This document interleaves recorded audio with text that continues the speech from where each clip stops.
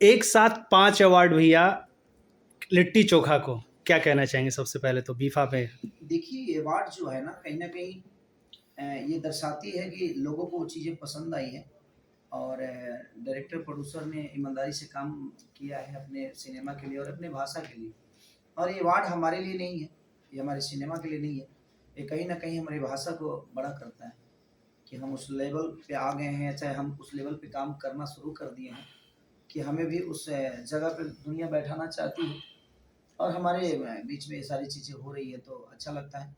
और पराग पाटिल जी के बारे में क्या कहूँ मैं, इनके साथ पहला सिनेमा संघर्ष किया, जो कि एक अलग मिसाल कायम किया और हमेशा ये स्टाइल सिनेमा से जाने जाते थे। लेकिन इन्होंने पारिवारिक फ़िल्म भी बनाई, तो दुनिया को अपनी पहचान मुझे लगता है कि मेरे सिनेमाओं में सबसे ज़्यादा चलने वाला संघर्ष है, जो कि लोगों तक मेरे माँ को बहुत पसंद है वो सिनेमा, मेरे पापा को बहुत पसंद है, मेरी बेटी को बहुत पसंद है, मेरी पूरी फैमिली को बहुत पसंद है।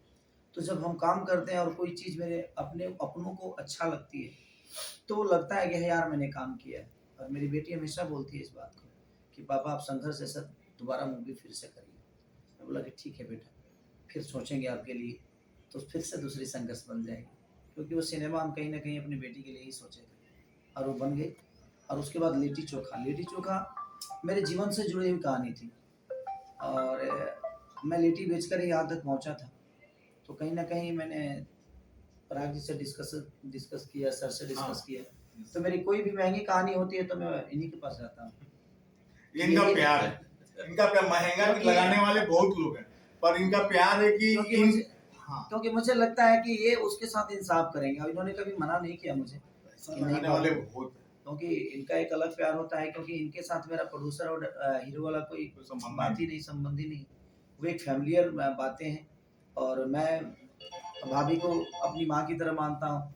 इनका बेटा वो मेरे भाई की तरह भी है और भतीजा की तरह भी है। इनकी बेटी वो मेरी बेटी की तरह भी है, बहन की तरह भी है। तो एक पारिवारिक है। इनके 2 डॉगी हैं, उनसे भी मेरी उतनी ही मोहब्बत है जितना इनसे है। क्योंकि इनसे जिन लोगों का लगाव है, वहाँ हर जगह आदमी जुड़ जाता है। तो हमारे भोजपुरी में रिलेशन बहुत कायम रखता है और मेरे जीवन में तो मैं रिलेशन को बहुत निभाने की कोशिश करता हूँ, लेकर चलने की कोशिश करता हूँ। भैया आज लॉकडाउन लिट्टी चोखा को इतने सारे अवार्ड मिले तो खुशी हुई कि चलिए कम से कम हमने जो काम किया उसकी सफलता आप सबके सामने। भैया लॉकडाउन के बाद फ़िल्में थिएटर तक जाना, पब्लिक का इतना प्यार मिलना, फिर 5-5 अवार्ड सामने आना, उस फैन्स को क्या कहना चाहेंगे भैया जो लगातार आपको सपोर्ट करता है और जहाँ कोई भी पिक्चरें थिएटर में लगी भी, चली नहीं, लेकिन लिट्टी चोखा को भरपूर प्यार मिला दर्शकों द्वारा? नहीं, उस बीच में मेरे 3-3 सिनेमाओं को बहुत प्यार मिला, लिट्टी चोखा को, बाबजी को, चोरी चोरी चुपके चुपके को। तो लोगों ने मोहब्बत दिया, प्यार दिया और मुझे लगता है कि उससे भी ज़्यादा प्यार मुझे मेरे आशिकी को मिलने वाला है। क्योंकि आशिकी जो सिनेमा है ना, वो एक ब्यादरी पे आधारित है, जो कि हमारे यूपी बिहार में कास्ट डिवीज़न बड़ा तगड़ा है कि ये है तो ये वो है और उसमें कास्ट को दिखाकर और एक इंसान अपनी इंसानियत को कैसे बड़ा करता है और वहाँ पे बताता है कि अगर आपके अंदर इंसानियत है तो दुनिया में हर जगह आपकी अहमियत है और इंसानियत से, क्योंकि पहले आप प्रेजेंट होते हो, आपकी जाति नहीं, आपका विचारधारा प्रेजेंट होता है, आपकी जाति नहीं, आपका धर्म नहीं। तो मुझे लगता है ना कि आपकी विचारधारा और तो आप अपने आप को अगर सिंगल मानते हैं तो पूरी दुनिया में आप राज कर सकते हैं। आप हवा की तरह रहिए ताकि हर आदमी को सिर्फ आप ऑक्सीजन देने का काम करिए। आप जहर की तरह मत बनिए कि लोगों की जान ले लीजिए। तो हम लोगों ने कोशिश किया है, पराग पाटिल हो गए हमारे हमारे राकेश त्रिपाठी जी भी बहुत अच्छे राइटर हैं, हमारे पदम भैया जो कि हम लोग को सिनेमा बनाने में बड़ा मदद करते हैं, हमारे प्रदीप भैया की मैं अगर कुछ सोच लिया तो ये कभी पूछते नहीं ये गलत है कि सही है, बनाना है। आपने सोचा है ना, अच्छा ही सोचा होगा। और पराग पाटिल जी मेरी सुनते हैं क्योंकि ये हमारी भाषा से नहीं है, ये मराठी है, लेकिन उसके बावजूद भी हमारे भाषा को इतनी अच्छी अच्छी सिनेमा देने का काम, हमारी भाषा से ही इनका घर चलता है। तो भोजपुरी भाषा आज छोटी नहीं रही है, बहुत बड़ी है और इसकी अहमियत बहुत बड़ी है। जिस तरह आज की डेट में गानों का आप देख लीजिए, और की बादशाह जैसे लोग भी भोजपुरी बोलने में शर्म नहीं करते हैं। पायल देव जैसी लेडीज जो कि बहुत अच्छी उम्दा सिंगर है, वो भी मैं भोजपुरी गाने में कहीं ना कहीं उनको प्रॉब्लम नहीं होती है, उनको लगता है कि नहीं यार मैं अपने भाषा की चीज़ें गा रही हूँ, है भोजपुरी बट उनका एक क्षेत्र अलग हुआ, उसके बावजूद भी टी सीरीज जैसे सारेगामा से लेकर वेब से मतलब जितनी भी कंपनियां हैं, सारी कंपनियां आज भोजपुरी कलाकारों के ऊपर एकदम हर जगह से टूट पड़ी है कि नहीं हमें भोजपुरी चाहिए भोजपुरी। तो भोजपुरी के श्रोता बढ़े हैं, बशर्ते मेरे कहने का मतलब कि थोड़ा सा हमें सिनेमा में अपनापन दिखाने की ज़रूरत है, और मैंने अपने सिनेमा जो आशिकी है उसमें अपनापन दिखाने की कोशिश की है कि जो वो रियल बेस पे कहानी।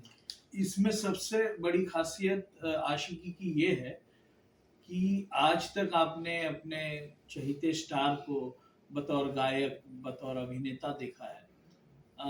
आशिकी स्टोरी केसारी जी की। हाँ मैंने लिखी है वो स्टोरी, बहुत बड़ी वो बात। स्टोरी मैंने बहुत लिखी है।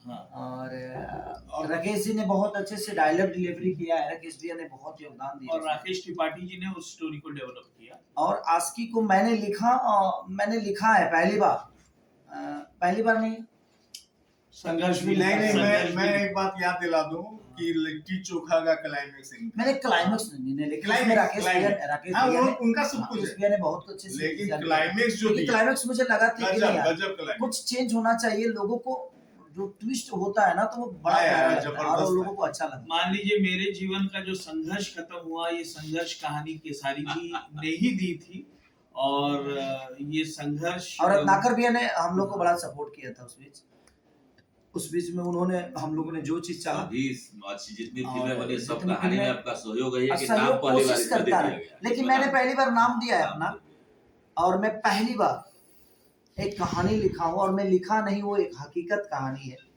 हमारे जीरा दे की कहानी है। वो जीरा दे की कहानी है कि एक ब्राह्मण कुल का आदमी एक आग देने वाले जाति से मोहब्बत कर लेता है, और उसकी मोहब्बत में इतनी ताकत होती है कि वो ब्राह्मण कुल को छोड़ के उस जाति को अपना धर्म बना लेता है।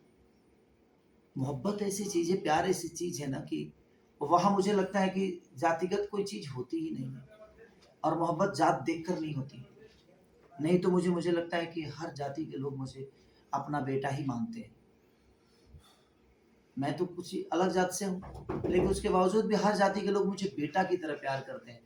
तो मैं वही कह रहा हूँ ना कि मोहब्बत की कोई जात नहीं होती, प्रेम का कोई जात नहीं होता, उसका कोई धर्म नहीं होता, उसका एक ही धर्म है, उसका एक ही जात है, सिर्फ मोहब्बत, प्यार, इमोशन, एक दूसरे के दिल में रहने का क्षमता।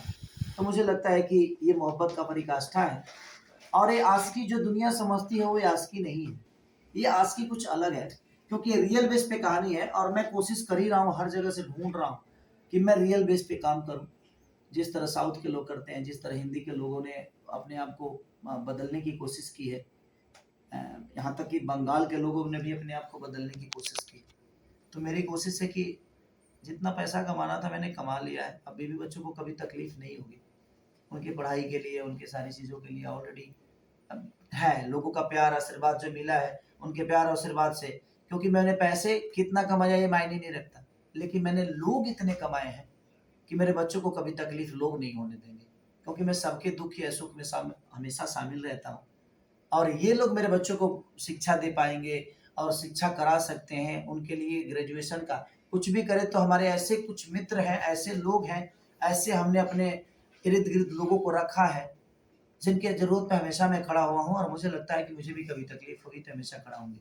तो आशिकी का